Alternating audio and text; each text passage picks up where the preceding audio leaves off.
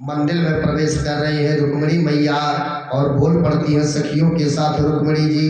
हम लोग भी बोलेंगे, चला हे सखी पूजी आई गौरा दरबार, चला हो सखी पूजी आई।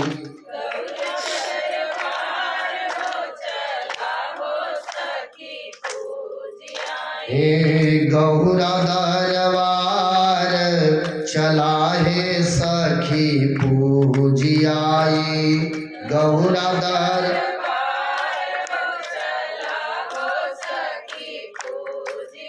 हे गौरा दरबार, हे गौरा दरबार चला हो सखी पूजी आई, गौरा दरबार चला हो सखी पूजी आई, गौरा दरबार चला हो सखी पूजी आई। मति अनुसार सुभग वर मांगो, मति अनुसार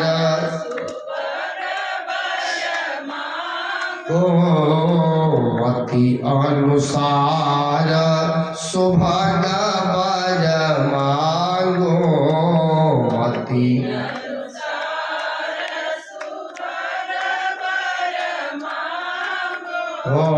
रुक्मिणी जी के साबा, रुक्मिणी जी के साबा बोले जय जयकार, चला हे सखी पूजी आई, गौरा दरबार चला हो सखी पूजी आई। जय हो।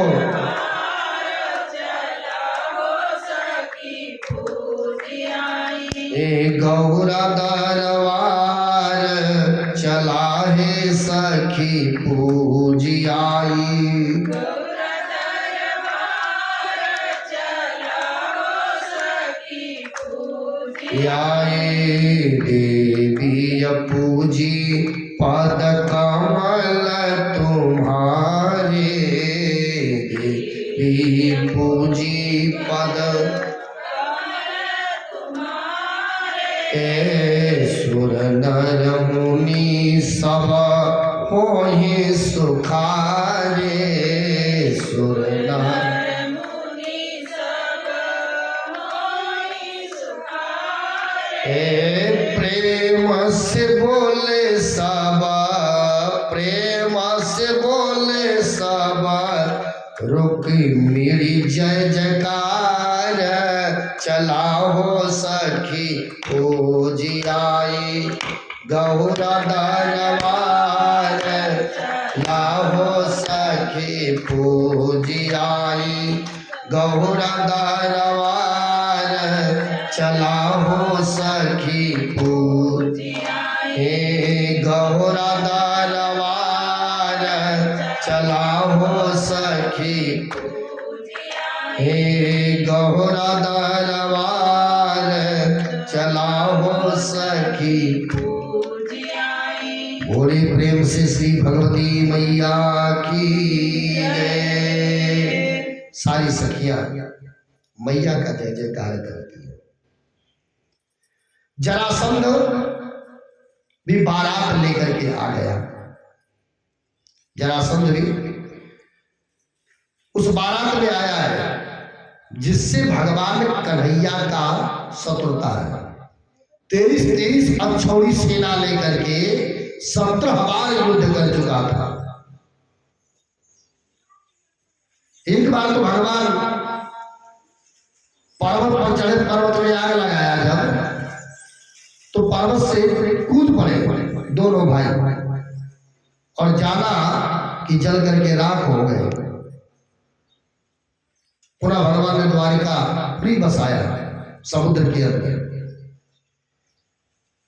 आज जरासंध भी बारात में आया था।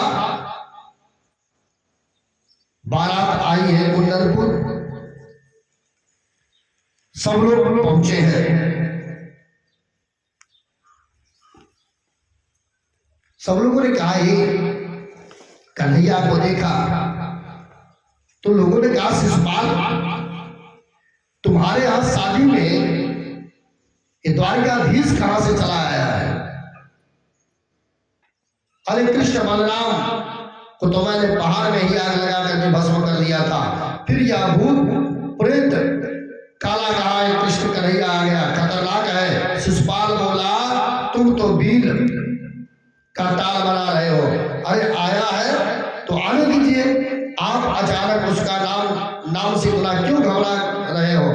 का वो गवार वाला हमारा क्या बिगाड़ लेगा? कार्य तुम न कर रहे हो और 17 बार बुरी तरह से मुझको मार करके भगाया है।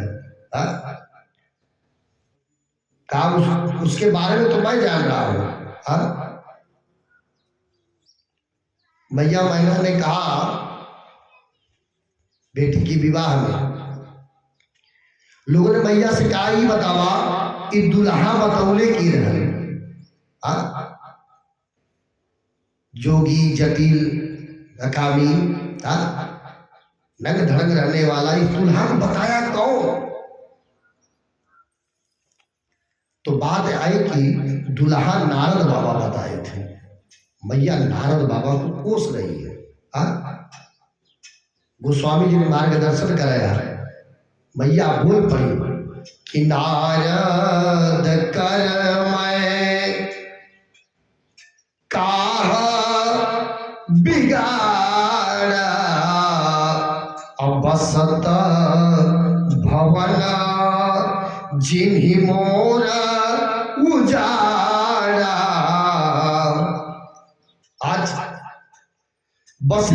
बसाए भवन को उजाड़ दिया। मैंने नारद बाबा को क्या बिगाड़ा था? मां यहां तक बोल पड़ती है का विवाह में अगुआ का ढेर खिंचाई, बोले यारों से वारों से वारों से। अब बीच में वो बेचारा अगर हमारा सुना मतलब हल्लुक पाता रहा तब तो कर बेचारे की हड्डी भी ना बचत।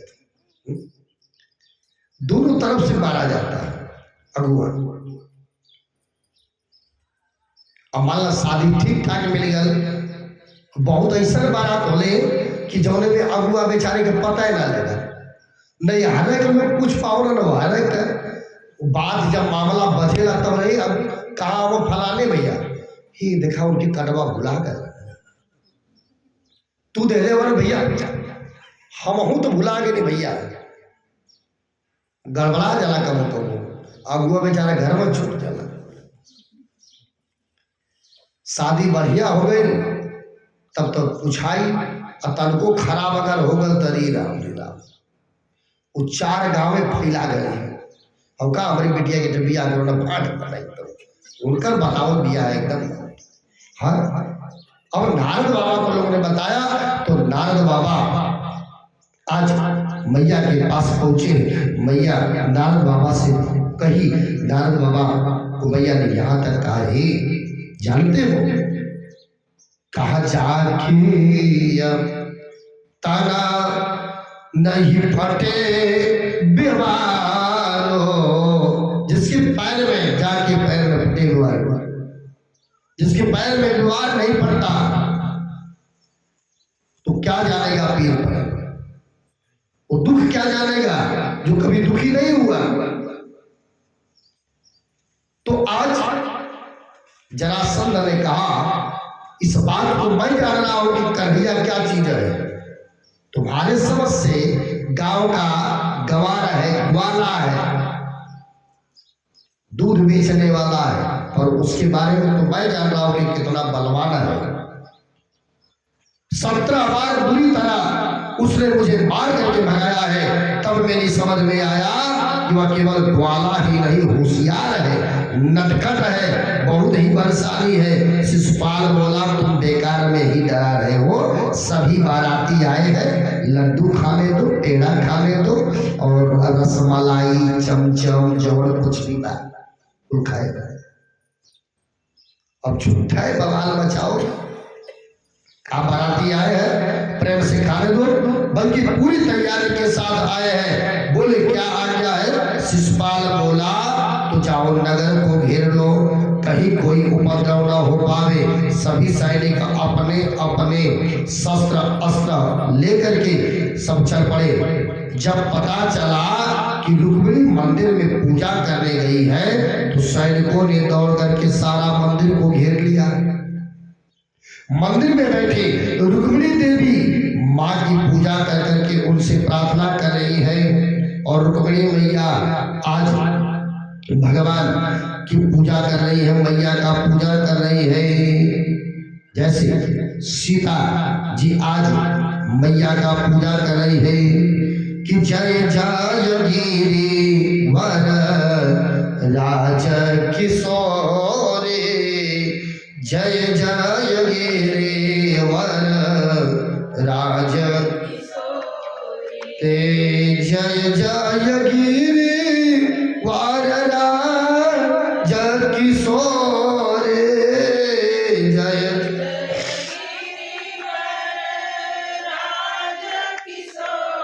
हे जय महेशा मुख चंद्र चकोरी, जय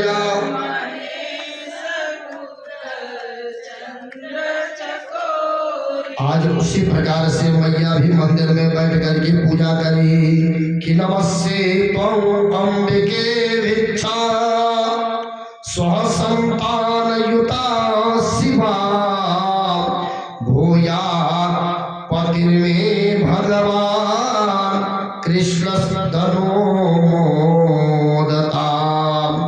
हे मातेश्वरी, द्वारकाधीश श्री कृष्ण ही मुझे पति रूप में प्राप्त हो ऐसा आशीर्वाद दीजिए। देवी मैया प्रसन्न हो गई और रुक्मिणी जी को आशीर्वाद दे दिया। और रुक्मिणी मैया को आशीर्वाद क्या देती है कि मन जाहीरा चलो मिलहि सोभर, सहज सुंदर सावरो, मन जाहीरा चय मिलहि सोभर, सहज सुंदर सावरो, करुणा निधान सुजान शीलो, स्नेह जान तिरावरो, करुणा निधान सुजान शीलो, स्नेह जान तिरावरो, कि मन जाहि चय मिलहि सोभर, सहज सुंदर सावरो। मैया आशीर्वाद देकर के रुक्मिणी मैया की को आशीर्वाद दी है कि भगवान की सावनी सलोनी सूरत को हृदय में विराजमान के आज जब हृदय में विराजमान रुक्मिणी मैया ने किया है तो बाहर निकली तो देखा कि विशाल सैन्य समुदाय खड़ा है।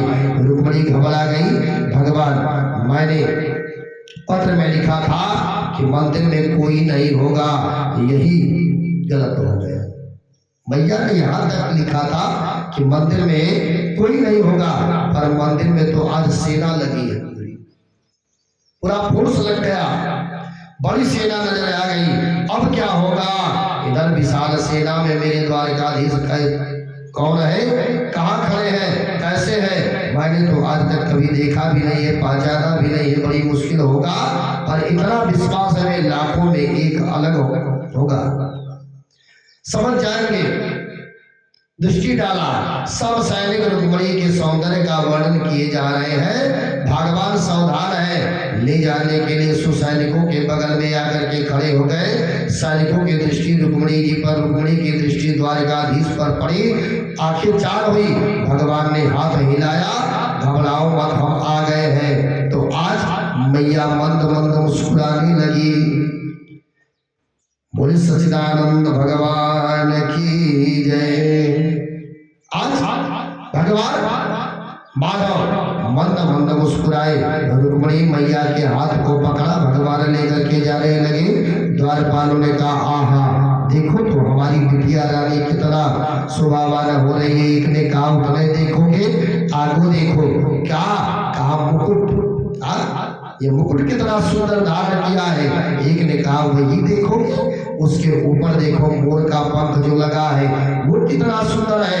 दूसरे ने कहा खाली मोर का पंख देखोगे, कहा तब क्या देखे, कहा कमर में जो बांसुरी घुसा है वो देखो, कहा अच्छा बांसुरियां नजर आ रही है, अरे करधनी देखो कितना सुंदर है। एक ने कहा बस वही देखोगे, पाँव का पायल देखो कितना बढ़िया है, छम छम बज रहा है। अच्छा करते करते भगवान रथ की तरफ जाने लगे। रथ पर जब आरूढ़ हो गए, एक ने कहा हमारी बिटिया रथ पर बैठ करके दामाद जी के साथ कितना शोभा पा रही है। रथ जाने लगा। एक ने कहा खाली इतना देखोगे, अश्व देखो कदम में कदम डाल करके कितना प्रेम से जा रहे हैं। एक ने कहा खाली अश्व देखोगे, ये देखो कि अश्व एक साथ कदम डाल रहे हैं। एक ने कहा अच्छा ये बताओ हम लोग यहाँ खड़े काहे नहीं? एक ने कहा हम लोग यहाँ काहे खड़े हैं? कहा बिटिया की इंतजार कर रहे हैं। कहा बिटिया की इंतजार कर रहे हैं, कोई लेकर के जाएगा। कहा दुल्हन है गयो लक्षकुमारा, कहा दुल्हन का हरण करके लेकर के चला गया। सैनिक तुरंत भाग करके आकर के अब जनवासे के तरफ कुछ भागे, कुछ पीछे पीछे भागे। जनवासे में शिशुपाल के सामने रोते हुए आकर के बोला सरकार सब गड़बड़ हो गया, आपके होने वाली जो देवी जी है वो भाग गई। आज बता और तो जनवासे में आकर के पता लगा दुल्हा कि जमुना के साथे हमारा विवाह तय रहल वाले की लड़की गायब। अब बेचारा बताओ कैसन बीती। अब जनवासी में आकर के सुन बता दिया कि देवी जी भाग गई। वही काला काला मुरली वाला आया, सबकी आंखों में मोहिनी डाल करके कैसे पागल बना करके ले गया पता ही नहीं चला महाराज। अब तो शिशुपाल तलवार लेकर के मारने के लिए भगवान को लड़ाई तो हो जाता है। कुछ लोगों ने समझाया देखो धीरज से काम किया जाता है। अब जी जहां काम सुई करेंगे, अब फाड़ लेके तैयार हो बस ये के तो कपड़ा तो फट जाए। बोले सच्चिदानंद भगवान की। जरासंध ने हाथ पकड़ करके कहा बेटा रहने दो, अब इनको पर क्रोध करने से कोई समाधान नहीं किया, तुमने मेरी बात पर ध्यान नहीं दिया। शिशुपाल बोला अब गड़बड़ हो गया मित्र, मैं तो आत्महत्या कर करके ही मर जाऊंगा, मैं जिंदा नहीं रहूंगा। बैंड बाने बारात लेकर के आया था, बिना बहू लेकर के जाऊंगा। ये दुनिया वाले उपहास करेंगे, भाभियां जिंदगी भर ताना मारेंगी। गए लला बियाह करे न अब भौजाई बेचारी ताना मारी है। कहा मेरा उपहास करेंगी, कहा कोई जिंदगी जीने नहीं देना है। जरासंध ने सोचा शिशुपाल बेचारा बहुत दुखी हो रहा है, हाथ पकड़ करके कमरे में ले जाकर के समझाया देखो में तो जीवन में जय पराजय दोनों होते रहते हैं, चिंता करने की बात नहीं है। क्षत्रियों का तो काम ही है सिंह पुरुष के समान होकर के इस प्रकार से मन को दुर्बल मत बनाओ। मित्र तुम मुझे देखो, मैं एक बार नहीं अभी तो 17 बार हारा हूं, उसके बाद अभी भी लड़ने की क्षमता रखता हूं। आज भगवान कन्हैया लेकर के चल पड़े। का इसी सूर्यवंशज कृष्ण ने मुझे 1-2 बार नहीं 17 बार हराया है, उसके बाद भी मैं 18वीं बार युद्ध में फिर मैंने भी वो भगाया। आज एक तो पहली बार पराजित हुआ है, आत्महत्या करना के लिए सोच रहा है, कैसा वीर है रे तू। शिशुपाल को शांति मिली, जब कोई बड़े बड़े बेशर्म है तो हमारा एकाध दूठ बेशर्मी कवर कर जाए।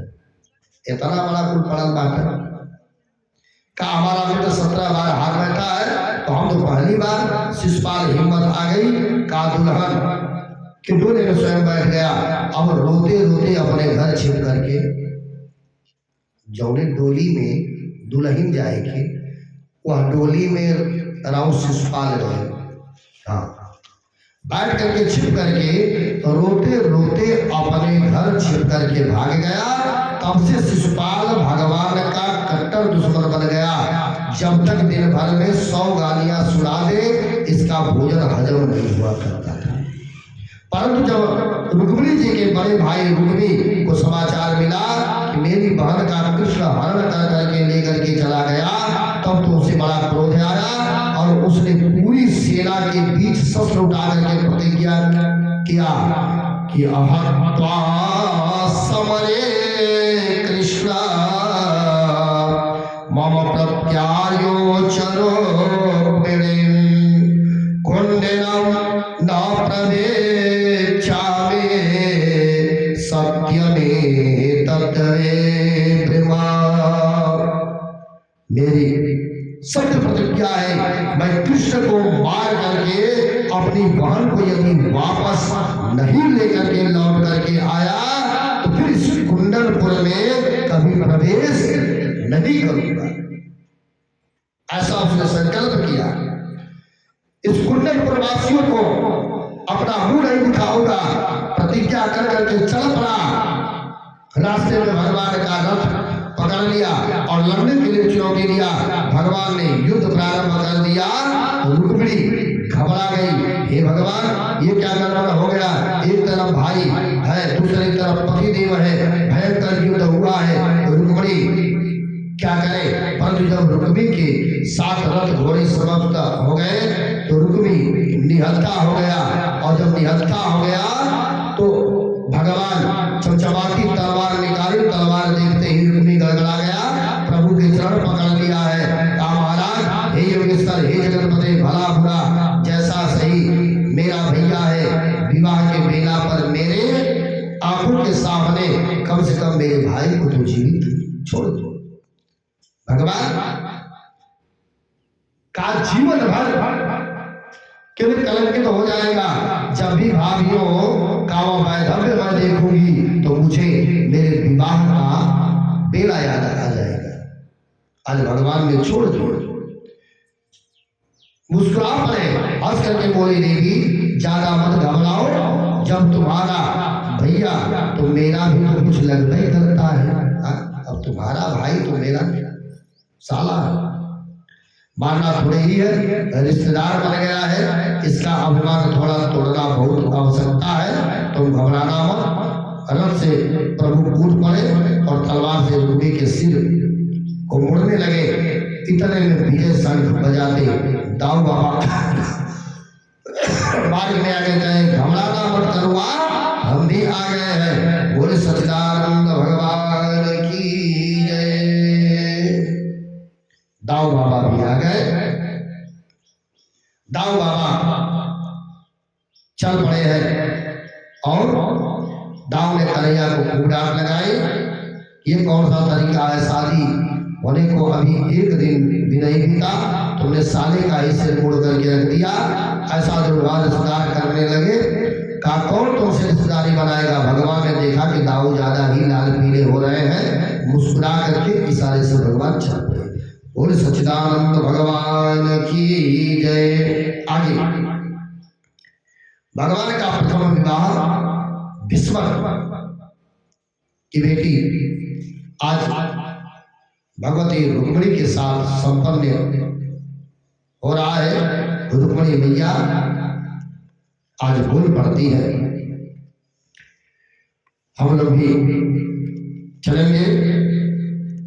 कहा ऐसे वर को क्या करो, और जो जन्मे और मर जाए,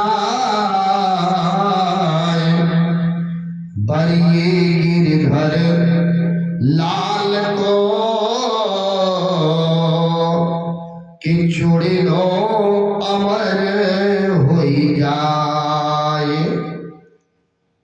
मैया बोल पड़ी, आओ मेरी सखिया मुझे मेहंदी लगा दो, मुझे मेरे श्याम की दुल्हन बना दो। आओ मेरी सखिया मुझे मेहंदी लगा दो, मुझे श्याम सुंदर की दुल्हन बना दो, मुझे श्याम सुंदर की दुल्हन बना दो। मेरी सखियों मुझे मेहंदी लगा दो, मेहंदी लगा मुझे दुल्हन बना दो, मुझे श्याम सुंदर की दुल्हन बना दो, मुझे श्याम सुंदर की दुल्हन बना दो, मुझे श्याम सुंदर की दुल्हन बना तो सत्संग में मेरी बात चलाई, सत्संग में मेरी बात चलाई। हे सतगुरु ने मेरी केन सगाई, सतगुरु ने मेरी उनको बोला के हथ लेवे करा दो, उनको बोला के हथ दो, मुझे श्याम सुंदर की दुल्हन बना दो, मुझे श्याम सुंदर की दुल्हन बना दो, मुझे श्याम सुंदर की दुल्हन बना दो। ऐसी ओढ़ो चुनरी जो रंग ना छूटे, ऐसी ओढ़ो चुनरी जो रंग ना छूटे, ऐसा बरू दूल्हा जो कबहू ना छूटे, ऐसा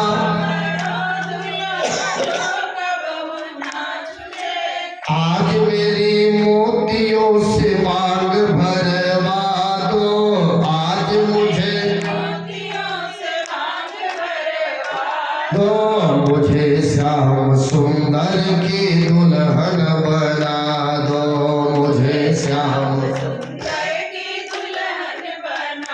दो, मुझे श्याम सुंदर की दुल्हन बना दो, मुझे श्याम दो। ऐसे पहनो चोड़े जो कबहू ना टूटे, ऐसी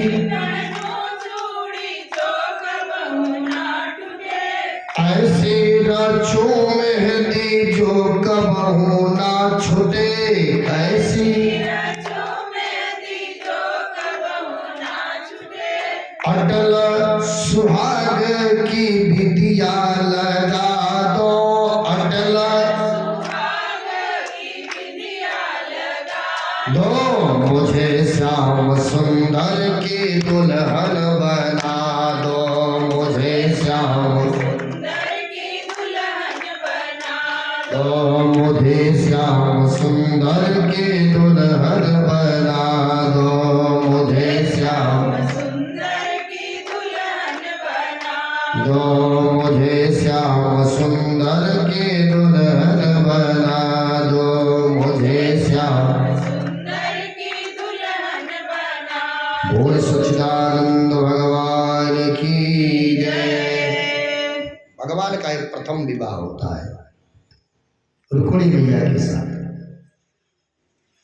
और रुक्मिणी मैया के गर्भ से प्रथम पुत्र प्राप्त होता है, जिनका नाम था प्रद्युम्न। प्रद्युम्न जी महाराज को संवासुर नामक दैत्य हर कर के लेकर के चला गया। संवासुर हर कर के लेकर